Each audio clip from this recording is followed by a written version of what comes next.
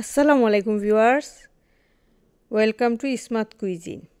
আজকে বানাবো একদম নতুন স্বাদের কাস্টার্ড পাটিসাপটা। এটা খেতে খুবই সুস্বাদু এবং খুবই সহজ।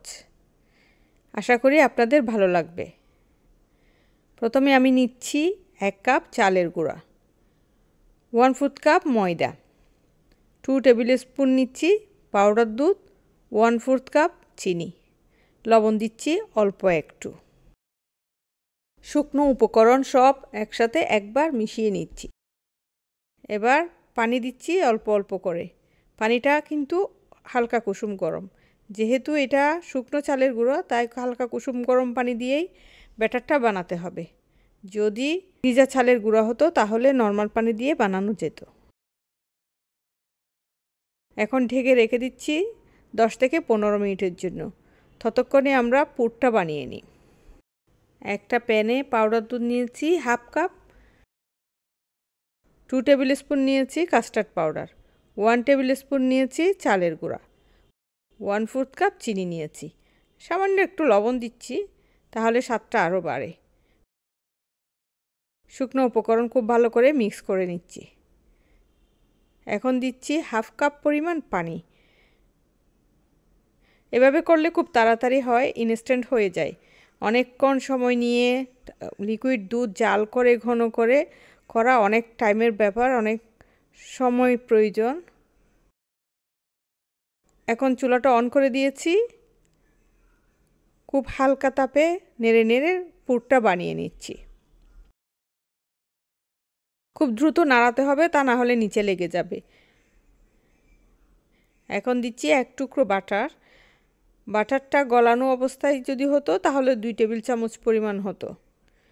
যদি বাসায় বাটার না থাকে তাহলে 1 টেবিল চামচ পরিমাণ ঘি ইউজ করা যাবে, তবে তেল ইউজ করা যাবে না। তেল দিয়ে বানালে মোটেও ভালো হবে না। আর যদি ঘি বাটার কিছুই না থাকে তাহলে কোনো কিছু ছাড়াই বানানো যাবে, স্বাদটা একটু কম হবে।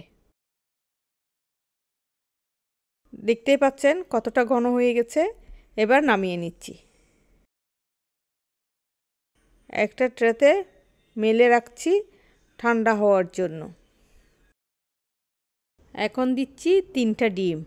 আমি আগেই বলেছি এটা একদমই ভিন্ন স্বাদের পাটিসাপটা। খুব ভালোভাবে ফেটিয়ে নিচ্ছি। ফেটানোর উপরে ডিপেন্ড করে কতটা সফট হবে।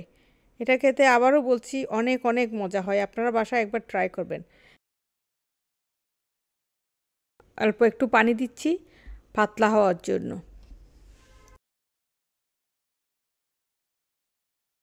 আমি যেভাবে চামচ দিয়ে আবারও ফেটিয়ে নিচ্ছি সেভাবে করে নেবেন। বানানোর পরে দেখবেন অন্য পাটিসাপটার চাইতে এই পাটিসাপটা কতটা তফাৎ।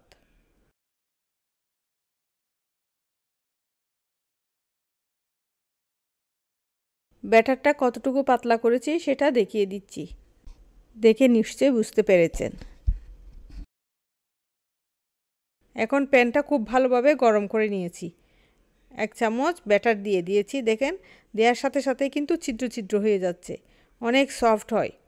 আমার রেসিপিটা যদি আপনাদের ভালো লাগে প্লিজ একটা লাইক দিবেন, একটা কমেন্ট করবেন।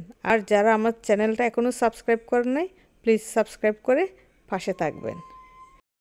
এক একটা পিঠা হওয়ার জন্য 1 মিনিটেরও কম সময় লাগে।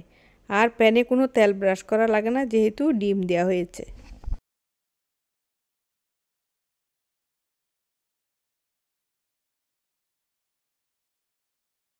8টা পাটিসাপটা বানানোর পরে শেষের দিকে অল্প একটু ব্যাটার রেখে দিয়েছি, আর সেটাতে একটু পানি অ্যাড করে আর একটু পাতলা করে নিয়েছি। আর সে ব্যাটার দিয়ে আমি আরও সফট করে কয়েকটা পাটিসাপটা বানিয়ে নিয়েছি। সেটা খেতে আরও বেশি ভালো লাগে। সেটাতে আমি কোনো পুর ইউজ করি নাই। সেটা বানানোর সময় প্যানে একটু তেল অথবা ঘি ব্রাশ করে নিতে হবে, তাহলে খেতে বেশি ভালো লাগে। যেহেতু আরও বেশি পাতলা হয়, আরও বেশি সফট হয়, প্যান থেকে ওঠাতেও সমস্যা হয় না, খেতেও ভালো লাগে তেল অথবা ঘিটা যদি ইউজ করি। এতক্ষণ সঙ্গে থাকার জন্য সবাইকে অনেক অনেক থ্যাঙ্কস। আসসালামু আলাইকুম।